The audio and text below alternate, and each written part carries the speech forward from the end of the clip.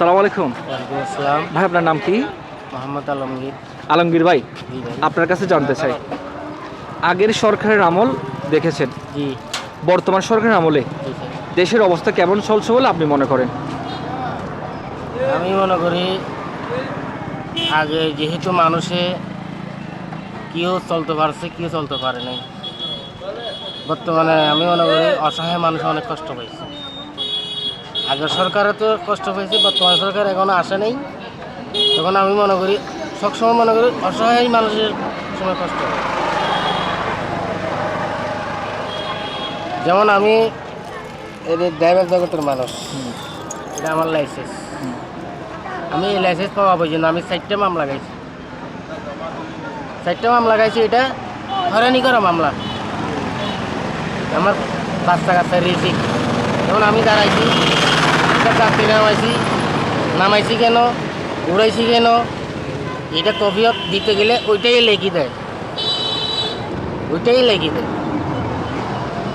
একটা কথা বললে ওইটাই লেখি দেয়, তার মানে কি ডবল আর রিডবল। এই গরিবর হয়রানি এইটা, অসহায় মানুষই কষ্ট হয়েছে। বড় মানুষের কথা আমি বলতে পারি না। বড় মানুষে ধরেন শু করে না, গরিবদের গিয়ে সামনে দিয়ে শু করে, অসহায়দের গিয়ে শু করে।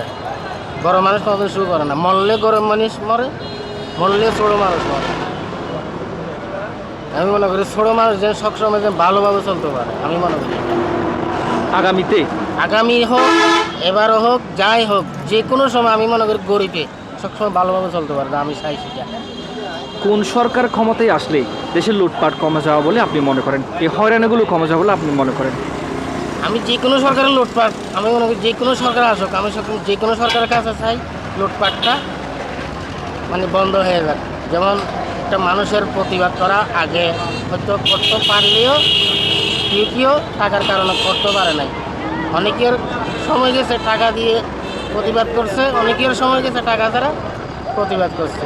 সবসময় মনে করি আগে টাকা নিয়ে প্রতিবাদ বেশি করতো, টাকা না দিলে প্রতিবাদ করতো, টাকা না দিলে কেউ হাঁটিয়ে যেত। এখন তো প্রধান দুটো দল আছে, কোন দলকে ক্ষমতায় দেখতে চান?